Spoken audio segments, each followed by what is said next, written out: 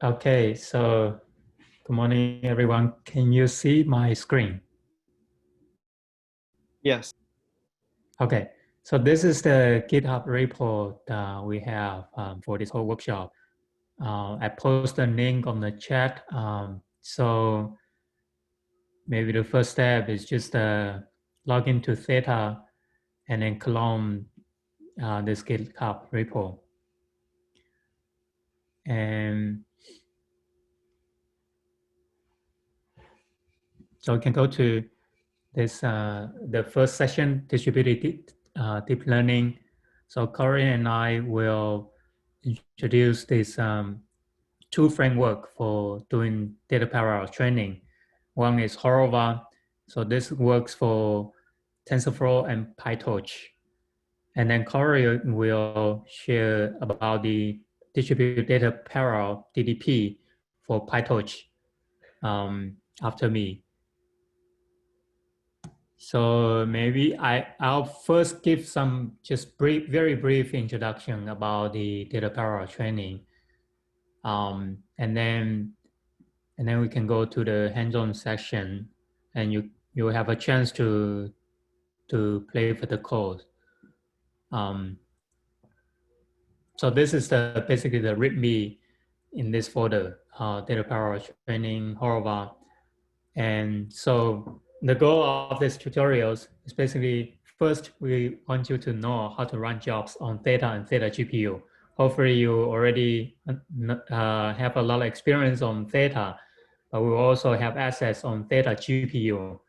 And then hopefully you can get familiar with this software framework on Theta and Theta GPU and understand the data parallelization and know how to modify your code with Horova and DDP for PyTorch. So just very brief introduction about the parallelization. So this is, the goal is for the parallelization is to bring your code from your laptop or desktop, which run only on like single nodes, CPU or GPU, to run in parallel on our system. So typically, there are two kinds of parallelization. First is the model parallelization, second is data parallelization. So for model parallelization, it simply just partition the whole model into different pieces, and then each worker or each process work on different piece of the network.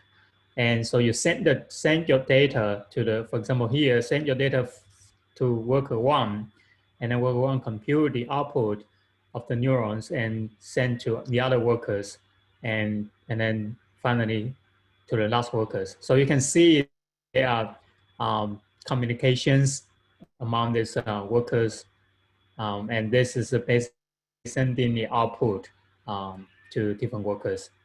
And usually model parallelization is relatively difficult to do because you need to find a good way to partition the model, and it's not very kind of standard way to do this model parallelization. But there are some packages can do this data parallelization, model parallelization. Sorry, but for this workshop, we'll primarily focus on data parallelization. This is very kind of simple compared to the model parallelization. So basically, each worker will have a copy of the whole network. And then we partition the data into different parts. So each worker only work on one part of the whole data. And of course, they need to synchronize the weights and gradients before doing the update in a back propagation. So the good thing about the model parallelization is that you can partition the network into different pieces. So workers only have one part of the network. So say that you have a very big neural network, then you probably have to do model parallelization. But if your model can fit into memory of a single node, then you can do data parallelization. So just one briefly, this is from the Horova website. So Horova is a package to do this theta parallel training very simple way. So you don't have to, the user don't have to modify the code too much. And they're very easy to do, and which we'll see later on. So and basically we have the data and then partition the data into different places. So each step we fit one batch of data to the entire, like all the compute nodes, right? And of course we divide this batch into sub batches, or we call it local batches, and each worker get a local batch and then compute the gradients. And, and after computing the gradients, all the workers do an average, synchronize the gradient and loss with respect to the whole batch that send it to the whole computing all the workers, right? So after that, after we have this average gradients, then we do a update to back propagation. So there's a forward pass and a backward pass. Of course, in the Horvath implementations, the different layers given there's the computing the loss and gradient and doing the average of the gradients can overlap with each other. So there is a compute and overhead over that, which we'll say in later on in the workshop in the profiling session. So this is basically the concept of data parallelization. And I put here some more reference you can check. Then, so how to modify your code so that it can run with Horvath. I put here 8 steps. I have 3 examples here. One is with Tensorflow, and then with Keras. This is also Tensorflow, but with Keras API. So slightly different. Then we have PyTorch example here. So I just want to go through one of the example and then briefly mention about the difference of the others. And then we will go to the code so to see a little bit detail. So the steps are very simple. So the first step is just to import the Horvath modular. I will make my form a little bit bigger. So just unmute yourself if you have any questions and if anything unclear, and maybe Taylor or Corey can help to bring up any question raised up in the chat to me if there is. So the first step, just initialize the Horvath, to import the Horvath modular. Maybe I go to TensorFlow example. Import. This is just like MPI init in your MPI code. Then we have to pin the GPU to the specific rank. So on Theta GPU, you will find that we'll have 8 A100 GPU per node. So in the GPU examples, we want like that the number of ranks should not be greater than the number of GPU. So the most here, because we would ping one GPU to one process. So do not go beyond 8 GPU, 8 ranks. Otherwise, there will be some ranks without any GPU associated with it. So the command here is the set visible device. So Horvath local rank, this is the ID of the rank within the node. So this is basically from 0 to 7 if you use 8 ranks per node. Then the second thing is you have to scale the learning rate because right now we have more workers to get the data, right? So each step we're consuming more data. So we're doing the training in a more aggressive way in certain sense. So we have to use a larger time step in that, so larger this scaling, larger learning rate. So scale the learning rate with respect to the number of workers.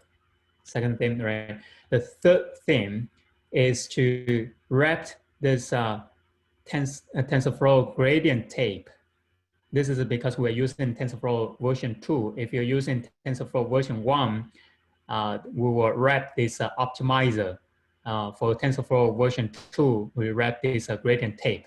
So what it does is basically, after wrapping up with this distributed gradient tape, it can calculate the gradient and then do a average after calculating this local gradient.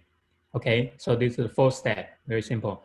The fifth step is that we have to make sure that all the workers start at the same point. So because in this training, we have random seed, right? Different ranks, different worker will get a different random seed. So basically, they might have different worker might have different initial state for the weights and loss. So it is important to make sure that in the data parallelization scheme, all the workers have the same network. So therefore, we need to broadcast a model variables and optimizer variable from the rank 0 to all the other rank.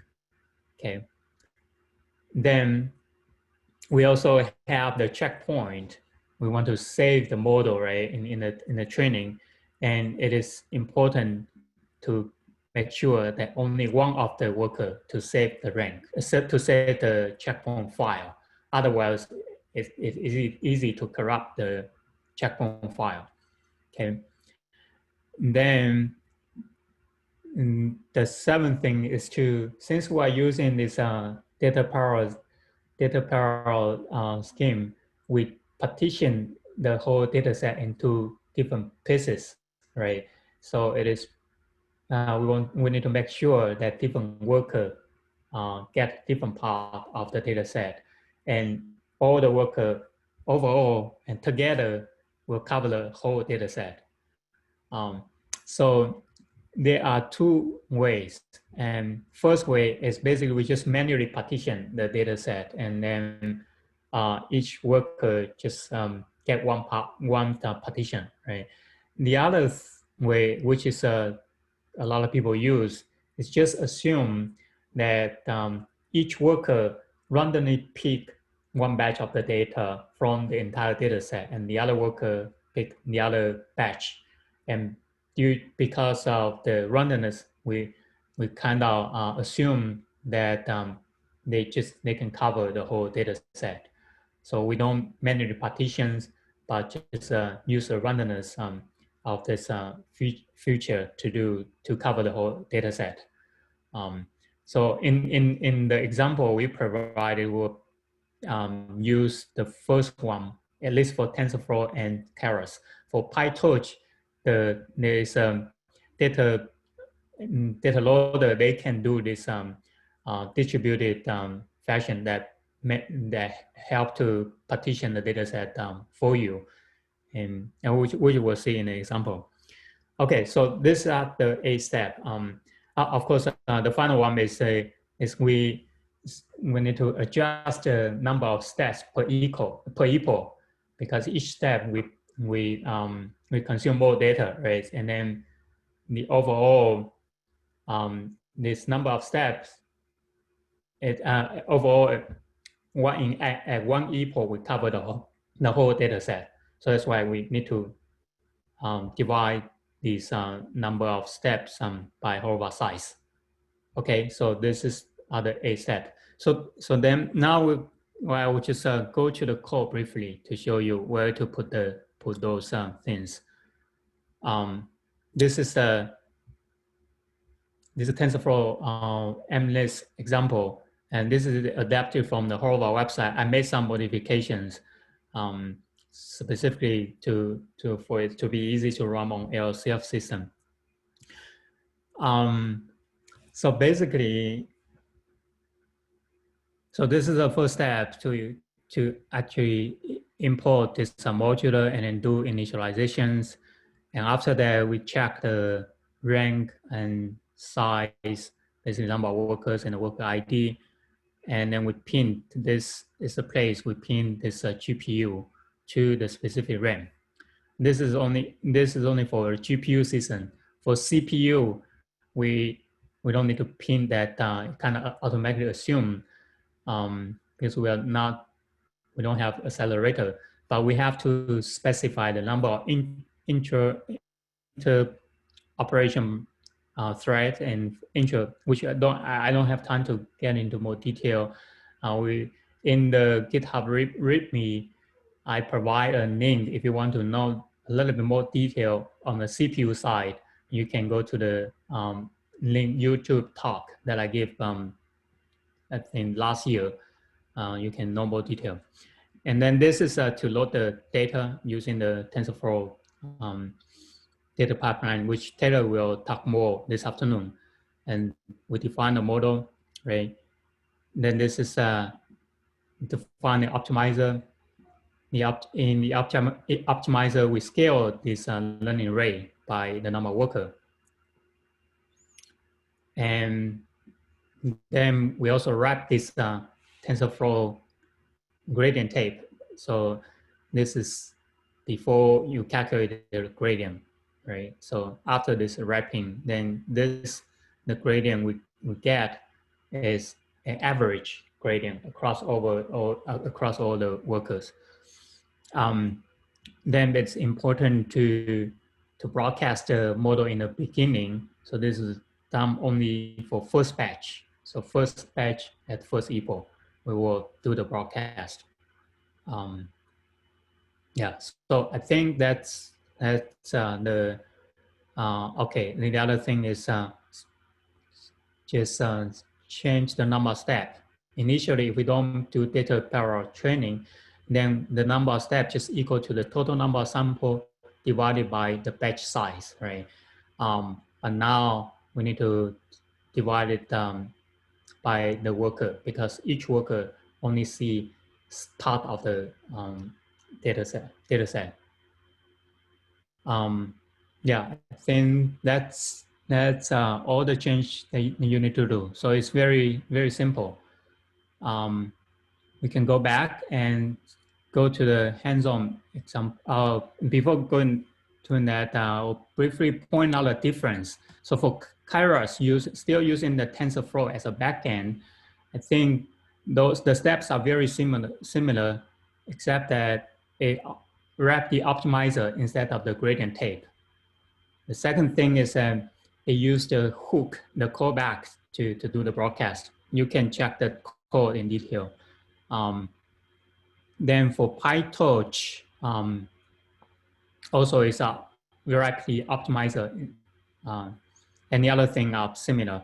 And in PyTorch, they provide this distributed data sampler, which can partition your whole data set into pieces and then send it to different worker.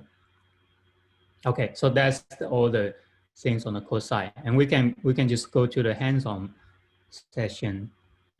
I will go down in the hands-on. Basically, under the Horvath folder, I provided two like README markdown file.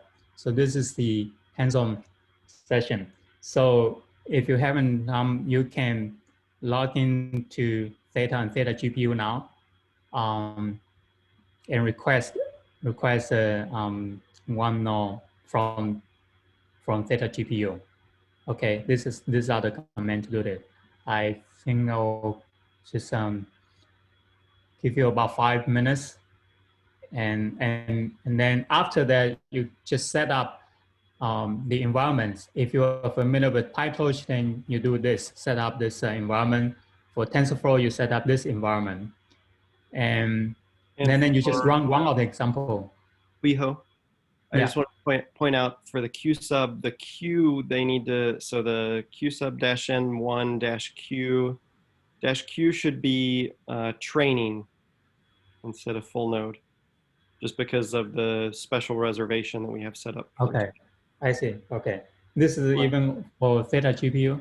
I'll put Theta GPU and Theta both have the training queue set up for today during the time of the workshop, and I'll post that in the chat. Okay. Okay, post on chat. Thank you, Taylor. Yeah, so just modify this queue to be training. then set up the environment run of this one of the example. Okay. Yeah, so I just pause here. If you have any questions, you can let me know. And yeah, after you finish one of the examples, I will say more, and then I will turn it over to Corey after that.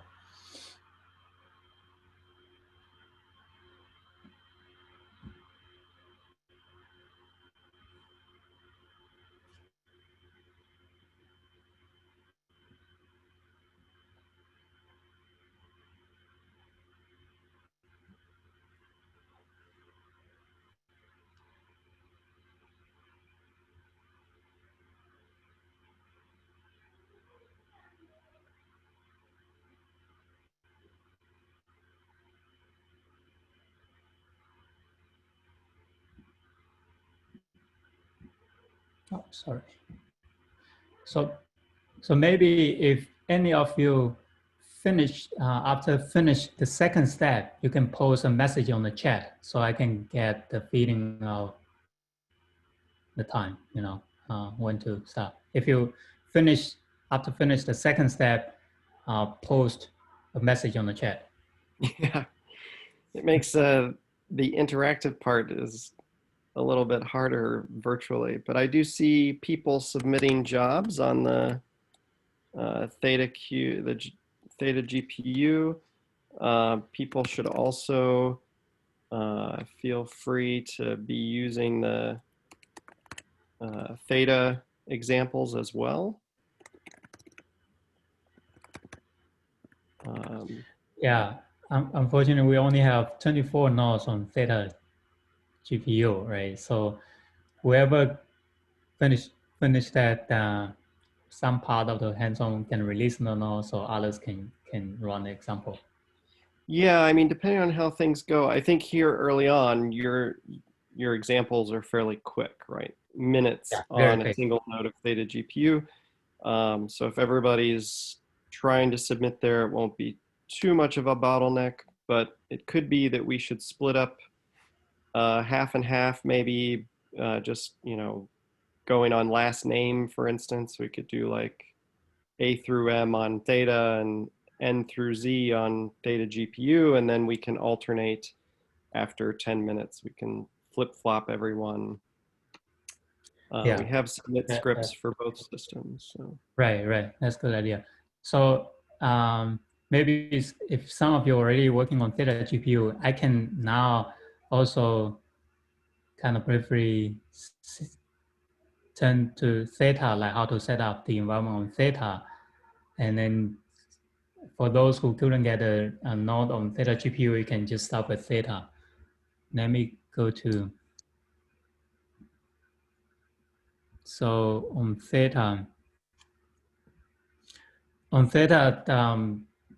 we have more nodes, so you should be able to, I think we have 256 nodes reserved. Yes, we do. Yeah. And yes, so the trick is with Theta, I see a few people posting or running jobs on the Theta queue. Feel free to use more than one node on Theta, since the difference there is that Theta GPU has 8 GPUs per node, so you can run 8 MPI ranks on one node. So you don't really need to grab multiple nodes for these examples. On Theta, feel free to grab 5 or 10 nodes to run your distributed example, so that you get 5 to 10 KNL processors running in parallel to run your example. So. Mm-hmm.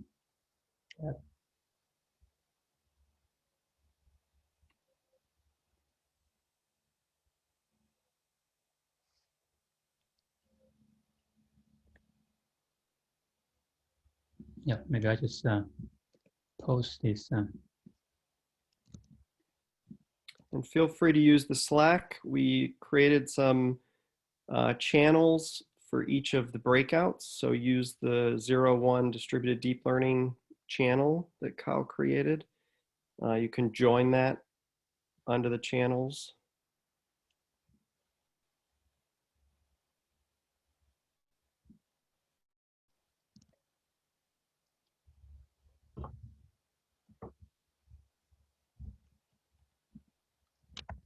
Let me also put on Theta GPU this.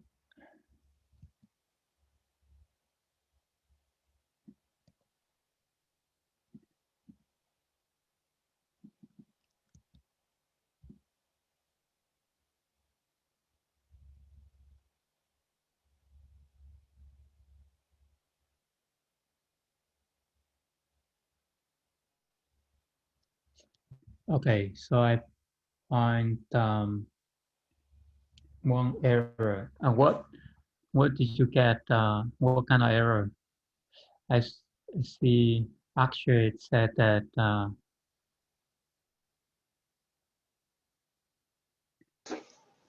Yeah, I get import errors, multiple import errors wherein it's not able that's to. okay. Yeah, I think module. Oh, this is Python modular import error.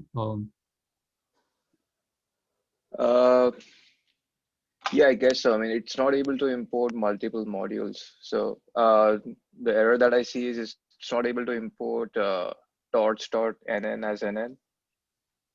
Oh, okay. Do you do this source this line here? Yeah, I did that for the PyTorch. I didn't do Okay. it for the TensorFlow though. Okay. This.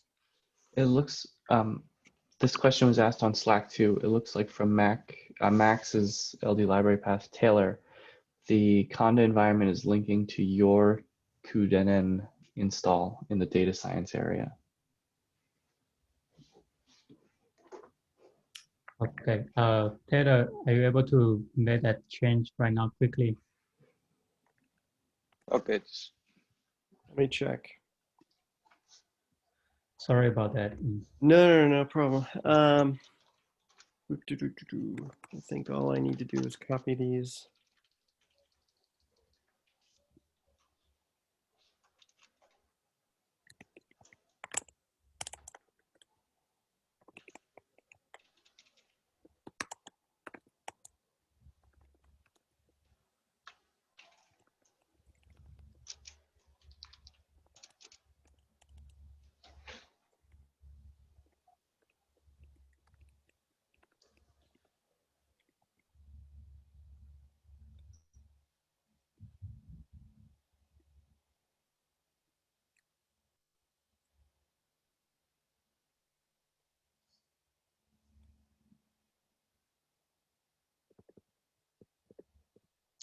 Yeah. So I saw one. So Michael says was asking the time. So I think the estimated start time is not very accurate. So I don't take that. That's a um, kind of in the worst scenario. So it will typically will when you submit your job to the queue, it will run earlier than that.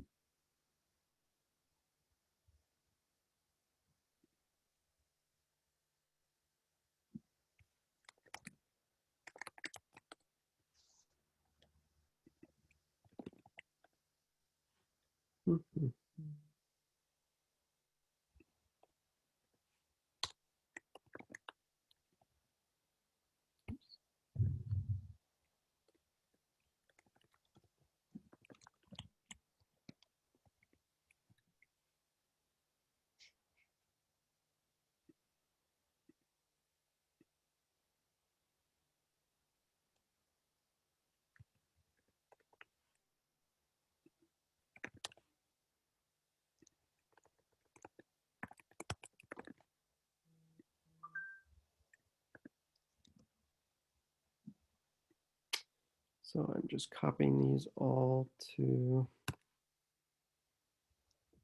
the data science area in the software.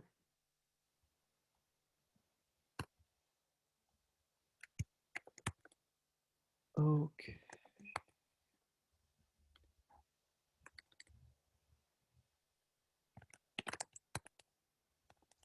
Yeah, so maybe for those who get the error for PyTorch, you can start with the TensorFlow, which are pretty similar.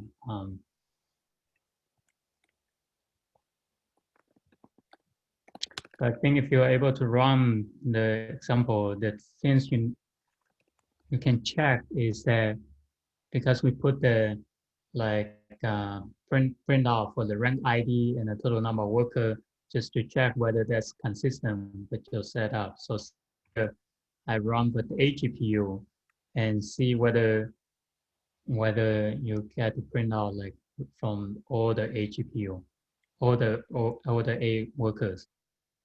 I can show you quickly. I think I have some example. Okay, if somebody has a node, try resourcing that.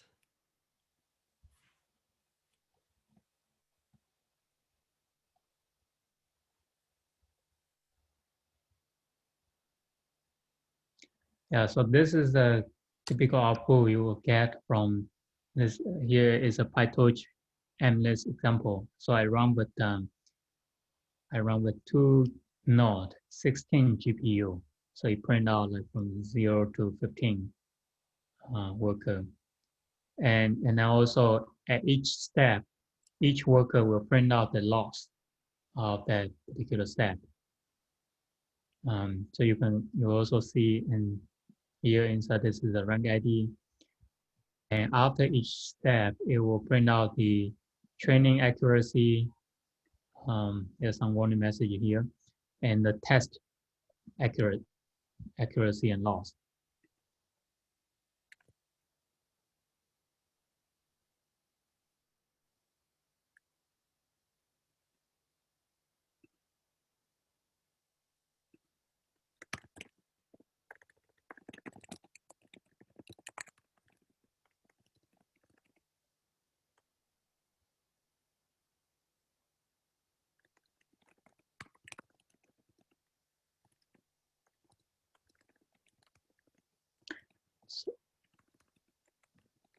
So James, are you running PyTorch or TensorFlow?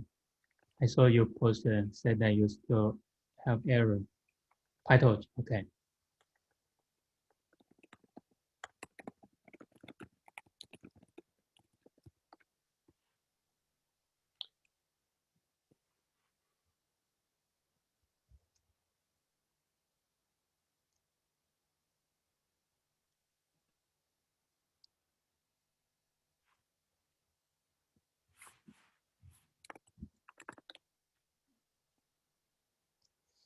Yeah, sorry about this. This is because some part of the library was put in a directory that our data science group has access to, but the general user doesn't have access to. So we didn't discover that before then.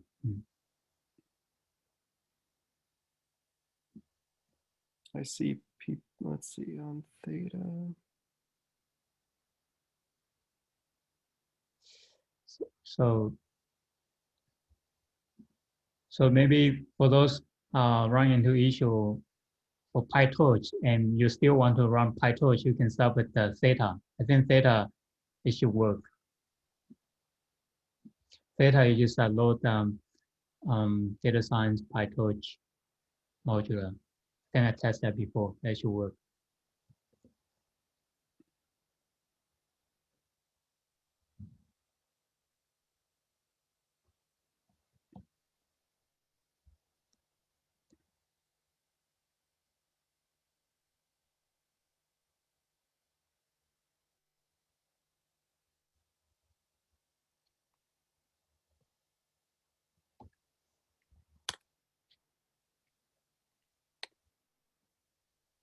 Does anybody manage to run on Theta GPU since I changed those libraries?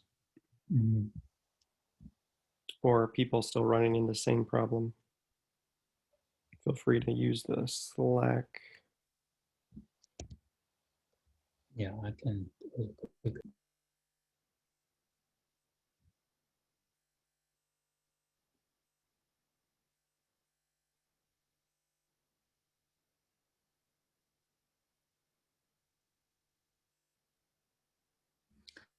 Has anyone run the TensorFlow example on Theta GPU?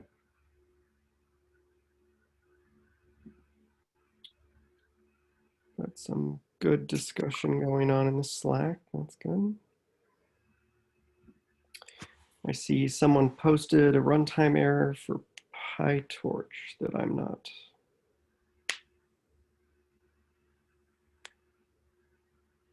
parsing in the Zoom chat. Hey, Taylor, Yeah, do you think maybe we could have the technical discussions in Slack, maybe not in Zoom chat so much? yeah, that would be Easier to ideal. follow. If everybody's in the posting to the Slack discussion under the distributed deep learning channel, that would be great. And maybe make sure we have a reply thread underneath the topic instead of, as you can see, people are doing, which is good.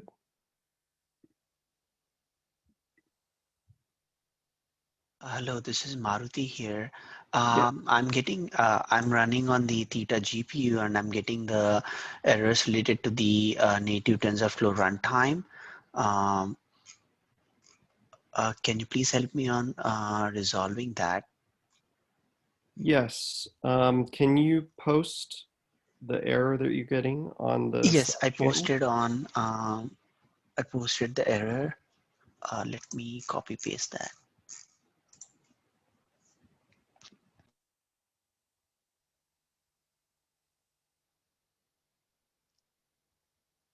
There we go. It's,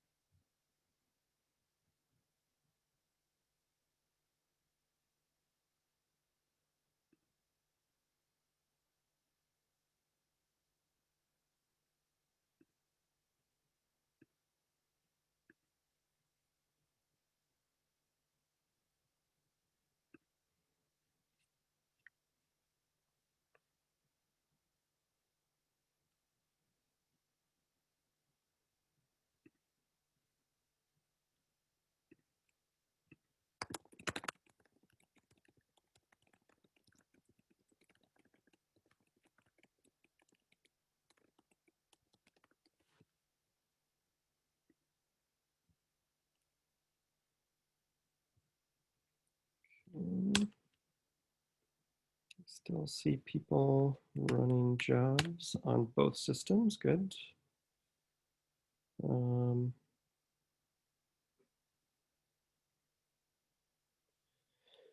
Remember that on Theta, you should grab multiple nodes Theta GPU, you should just grab one node with 8 ranks.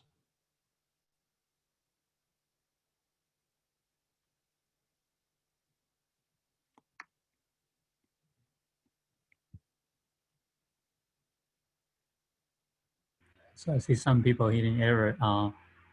Anyone runs successfully of any of the example TensorFlow, PyTorch, either on Theta or Theta GPU?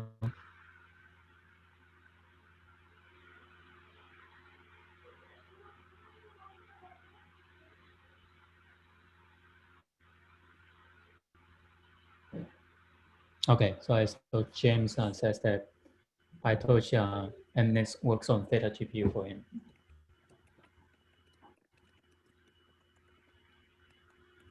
So sometimes getting some warning messages regarding MPI. So just ignore those kind of message. Just see whether the it continue to run or not. Okay, so I saw another message said that TensorFlow Keras MNIST example run successfully on KNL.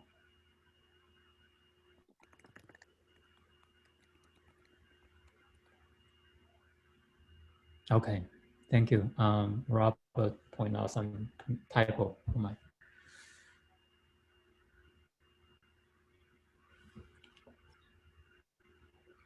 Good, starting to get some Okay, good. So I'll feedback. wait for about 2 minutes and then I'll say a little bit more, a few more things you can try. Then I will turn over to Corey after that. So I'll wait for 2 minutes.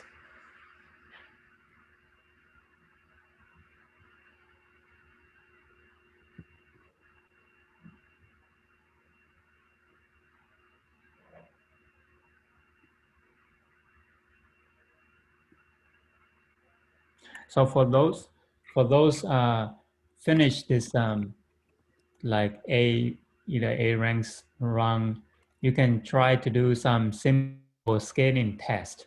So basically, if you are on Theta GPU, instead of running with a GPU, you can just run with one, like 1, 2, 4, 8. You do some simple scaling test and see the total time to solution. I mean, I think I fixed the number of epoch as a constant, so you can see whether the time reduce or not if you increase the number of worker. At the end of the output, I have a print. I put a printout like the total time for the training, so you should be able to have the time. Yeah, that's essentially this step here. So do MPI run, but with different number of workers.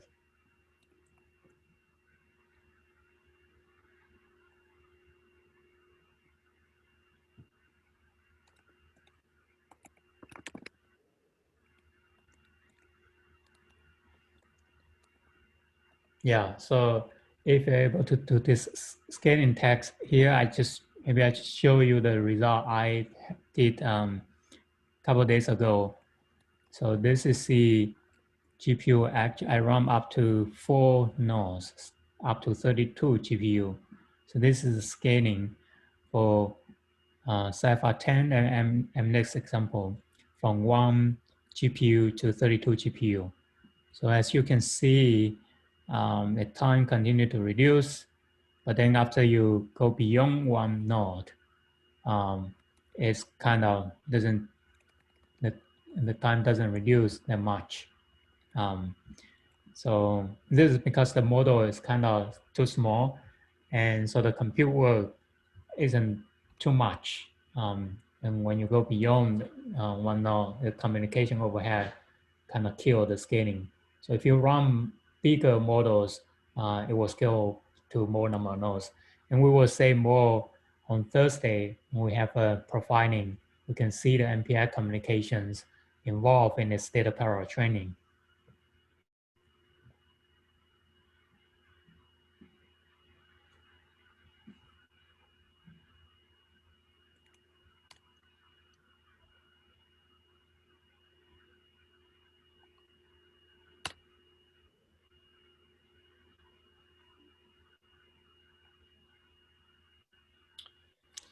So I see. And Mhm.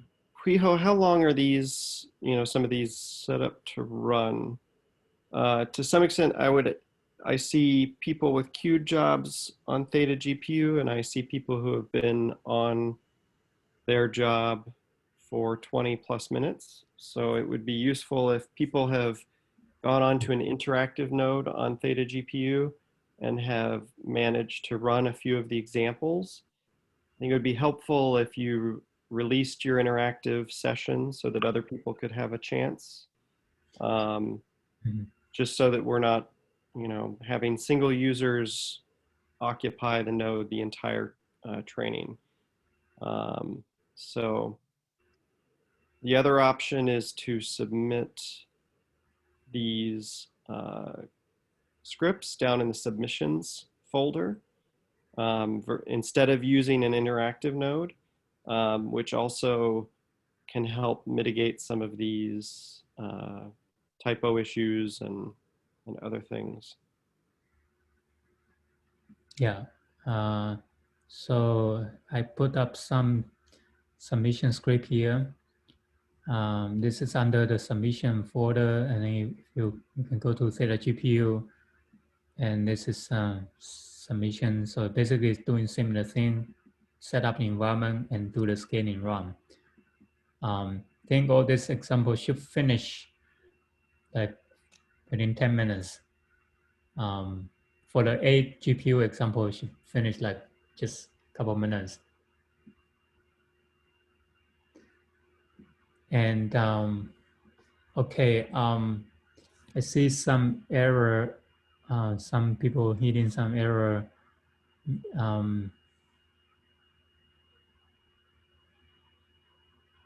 Yeah, we can continue to resolve that. But I want to say just one more thing about this data power training, which is the scaling. So I'll go to Theta background file. So on Theta, basically, we can go to a larger scale, and we can test the scaling efficiency and also the accuracy and loss for different number of workers. So here, this is under Theta. Yes, this is a Theta for example on Theta. So you can do scaling test on Theta, but up to I think here I do up to 64 nodes. So I submitted 128 job allocations, and it will allocate 128, and then I do 1, 2, 3, 4, 1, 2, 4, 8 until 64. So this is the scaling I got on Theta. So you can see that on Theta it scales very well, and it's just it scale all the way up to 64 nodes. I do 4 MPI process per node, so almost very close to ideal. I think the reason is that on Theta, the computation is a lot slower than on GPU, so here kind of computation dominate over the communication.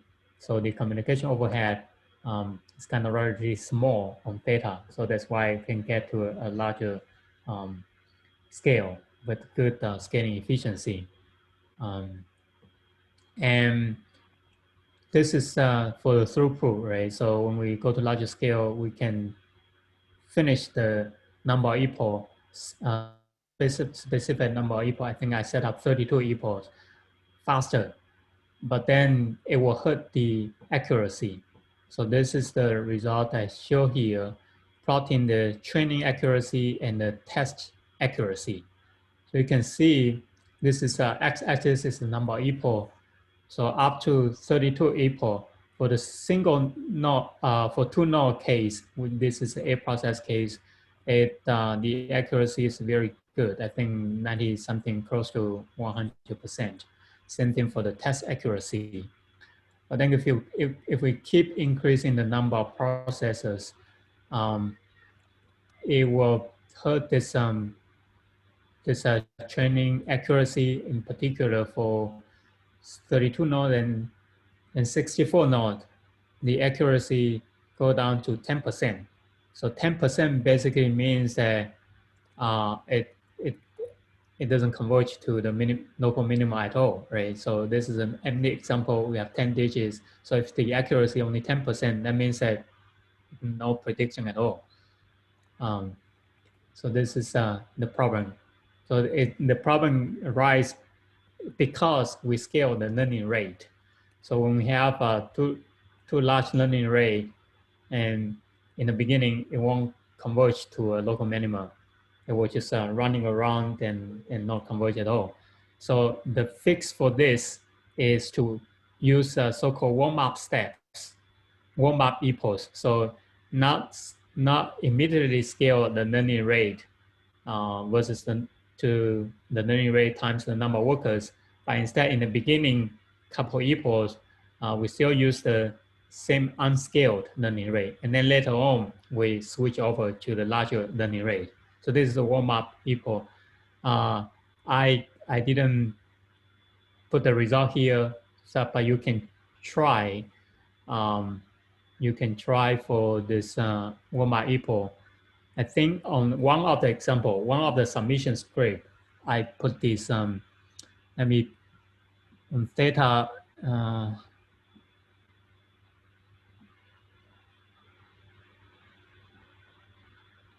theta kairos mnix scale submission. This submission script, I do this warm-up epoch testing.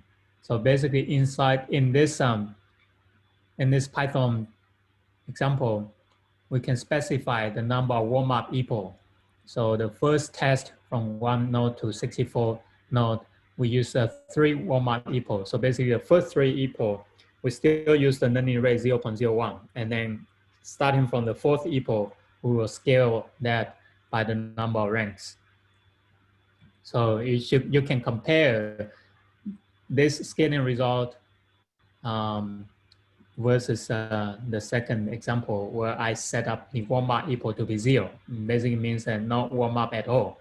So for this example, you will find out that the accuracy goes down to 10% when you go to larger scale. Whereas for this, it will be better. So you can run this script and check the result on Theta. On Theta GPU, because we only have smaller number of GPU, so you probably won't go out to that large scale to see the issue of this large batch size training. But on Theta, you can do this test. Yeah, I think that's all I have for today. Mm-hmm.